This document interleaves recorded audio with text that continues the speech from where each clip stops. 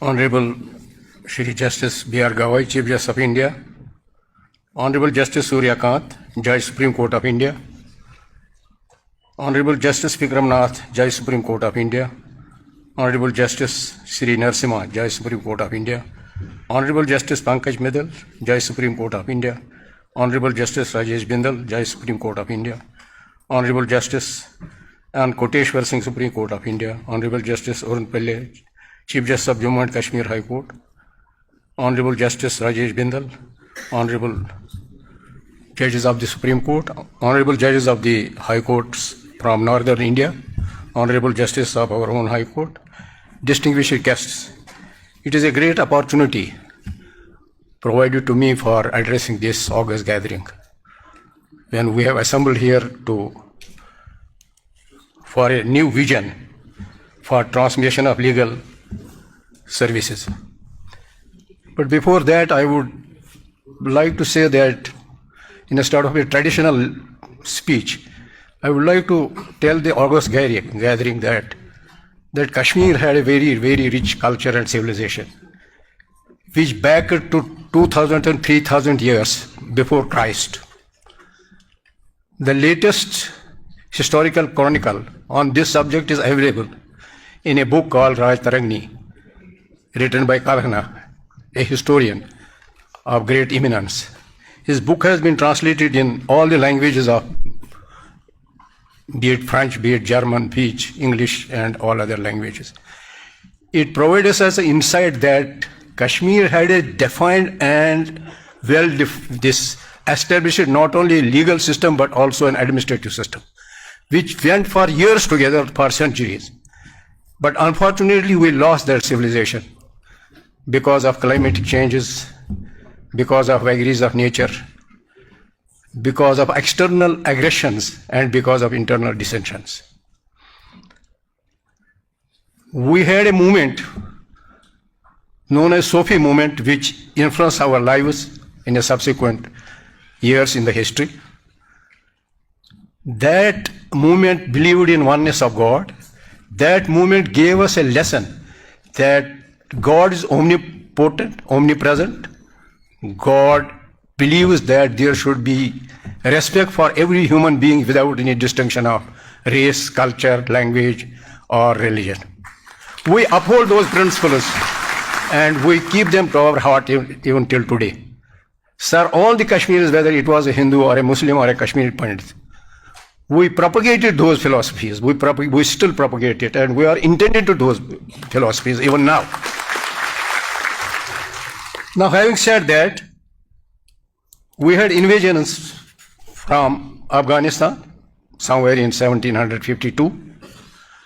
We were invaded by Sikhs thereafter of Punjab. We were also invaded by Mughals.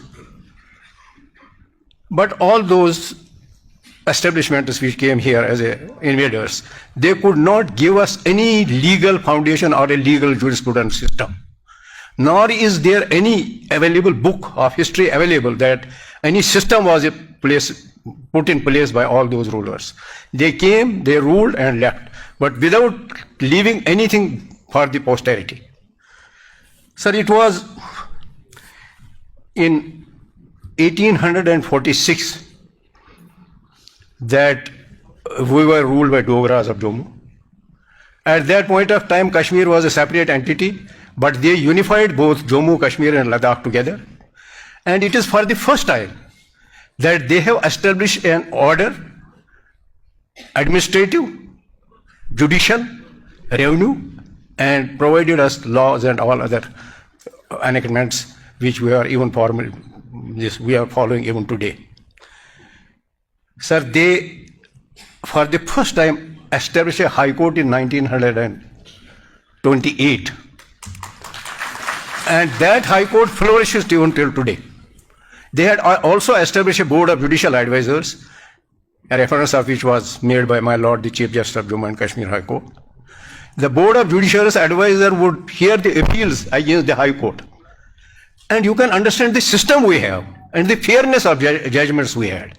And Maharaja, not even once, to my knowledge, I may be wrong, but to my knowledge, Maharaja always accepted, though he was a ruler, He was a monarch having all the powers, but he accepted all those judgments, whatever were given by the High Court or the Board.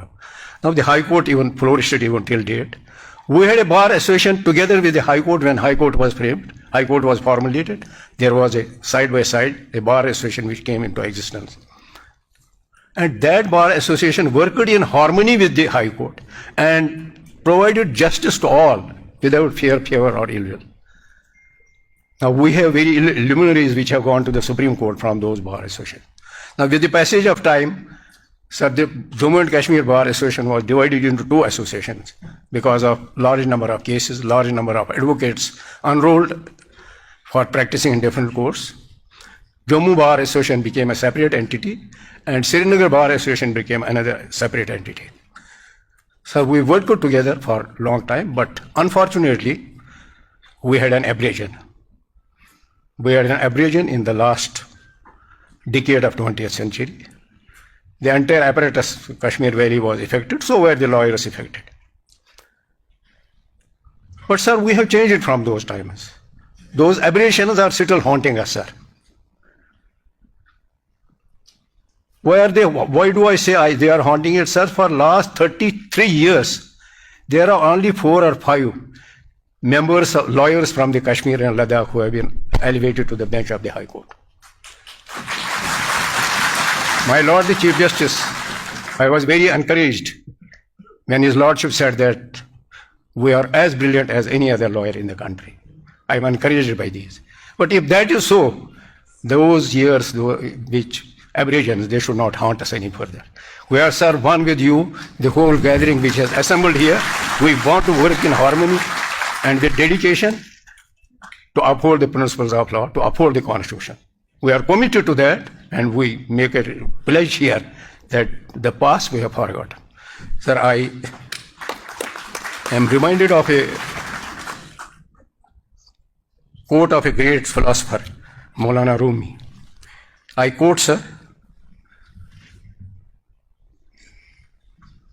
"Today I am clever. I want to change the world. Yesterday Yesterday I was clever. I wanted to change the world. Today I am wise. I want to change myself." Sir, we want to change ourselves. We should receive our due. And sir, another issue, a pressing issue which I am under pressure from the members of the lawyer community is election to the Bar Council of the state. Sir, Advocates Act came into force here, but no election till date are conducted of that bar association.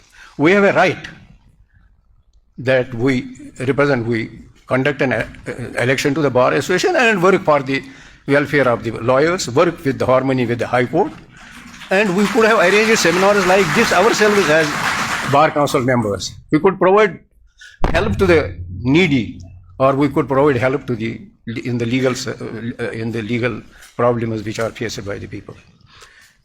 So this is a very pressing demand from the lawyers community who are here. Lordship, on the vision of legal transformation, as a student of law, I could not very much understand what does it convey. If it conveys the change of the laws, I suppose that is not necessary. Because laws we have, and if there is any failure in providing justice to the people, if there is any problem with regard to the delay in delivering the justice, the laws are not responsible. It is we who are responsible. Sir, we are working only 25 hours in a week. With all humility, I submit before this August gathering that we could just increase the working hours in a week. We are only working for 25 hours. In a week, we could do it more. Sir, we are enjoying a lot of holidays, public holidays, holidays of the religious nature, holidays, local holidays of some people. We could avoid those holidays so that we provide more time to the administration of justice. Sir, I have no audacity, but I still say that the honorable judges would think of reducing their vacations also. That is the pressing demand of the bar. Sir, so far as delays are concerned, or the new vision we want, any vision should be subject to the constitutional ethos. We should always remain, whatever be the change in the laws, we should remain committed to preamble of the Constitution and the basic principle of the Constitution. No law should be made which even tinkers with any of those principles. Now, sir, so far as this change in the vision is concerned, we could very well think of providing justice by strengthening the Lok Adalats. We could have more Lok Adalats because they are providing very fearful to the litigant public. We could think of creating mediation centers with various learned mediators who can help in resolution of disputes. Sir, we have, according to me, the delay is not attributed to only to the judiciary. The judicial set-off is very less than compared to the other countries. According to the report of the Law Commission, we have 15 judges for 1 million people.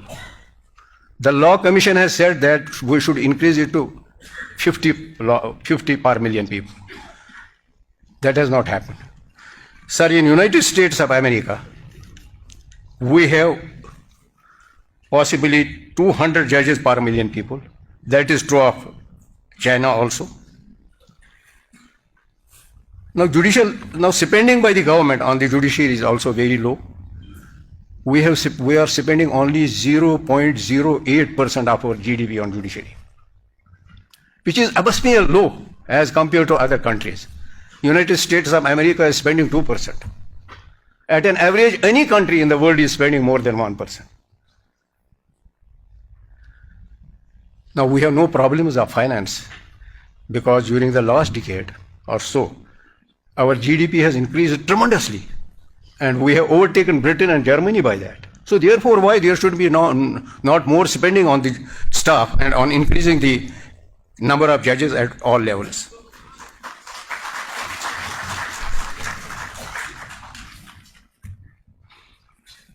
Sir, constraint of time, I may have to close my address here.